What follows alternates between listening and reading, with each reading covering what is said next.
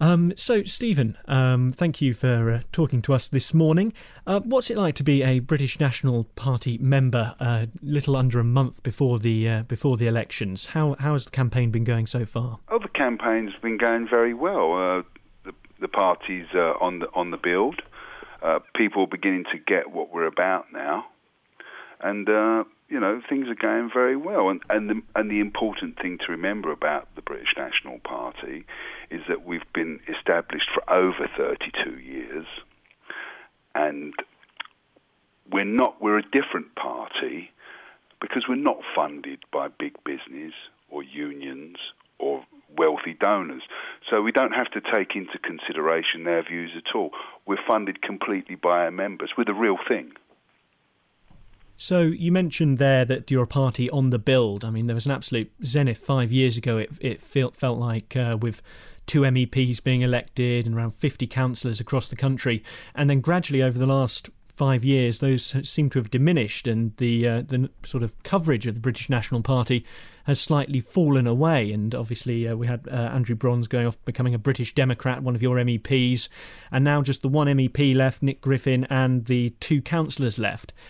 What's happened over the past 5 years? Why do you think that decline's taken place? Well, there was expectations that wasn't met basically, and people fell out, and these things happen in all parties, and we'll see it after this election with other parties, and it will go on all the time. I mean, it's just the nature of political parties. But that was you've got to admit, quite a fall from where you were in 2009. Well. Yeah, you could say so, but we're over it. We're moving forward. If you look at the other parties, I mean, the Conservative Party owes, was it £12 million? The Labour Party owes £14 million. The Liberal Democrats is £15 million in debt. UKIP's now in debt. We're the only party that's not in debt. So we're moving forward. And, as I say, things go on in political parties. 1 minute you're up, the next minute you're down. And you talked about how you were funded by your members' contributions there.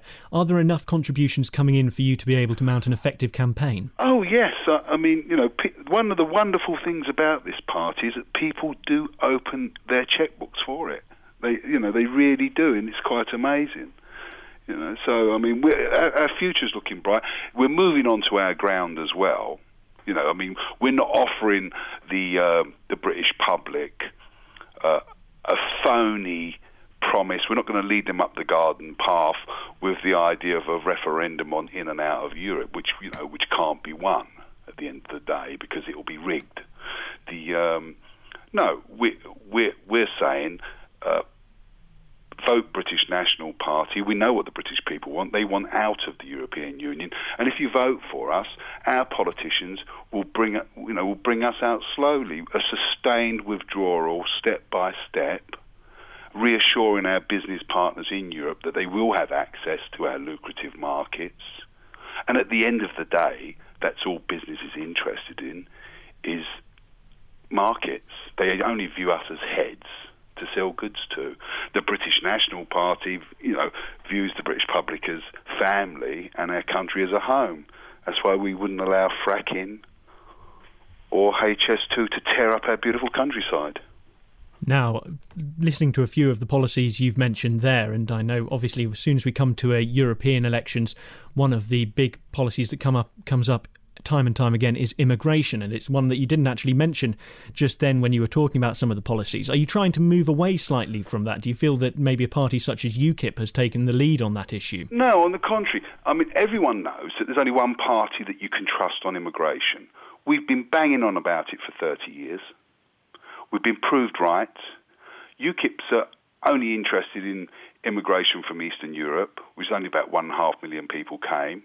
Never mind the 4 million people that came from all over the world. They're quite happy about that. No, we don't have to keep on going on about immigration.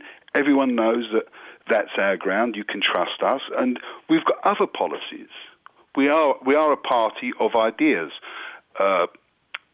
Parties like UKIP have all the gear and no idea. That's why they're stealing our policies.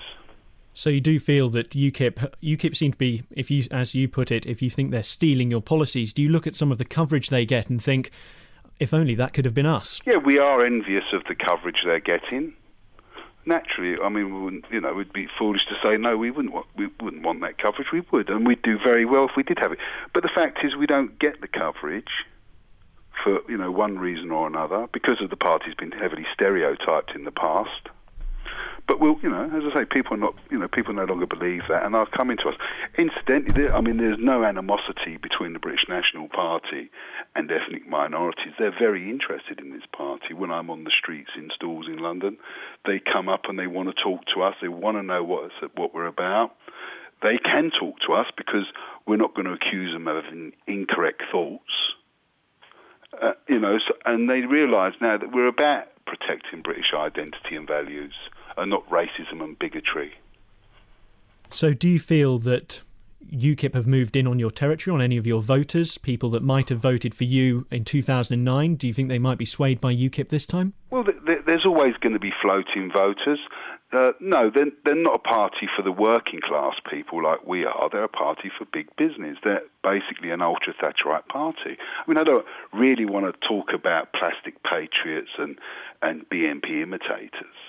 I want to talk about the British National Party, a party that stays true to its principles and will not sell out the British people, refuses to, and we will not toe the political correct line in Europe either, and prop up these increasingly hegemonistic views that the EU's having. I mean, literally taking us into a conflict with Russia, the biggest country in the world and our closest neighbour. It's ridiculous. So what do you believe? You're fielding a full list of candidates in London. You've got all eight candidates listed. What do you believe your chances of success are in London? Oh, our chances are very good. There will be a time when when it comes to making that choice, that people will have to decide whether they want more promises from old faces, or they want, to come out completely from Europe and want a party that will stand up for them, and the British National Party will. Now, I won't get into the whole ins and outs of the party political broadcast that was censored or changed at the last moment, but there was one part of it that kind of struck a London chord with me, and that was the use of the death of Lee Rigby. Yes.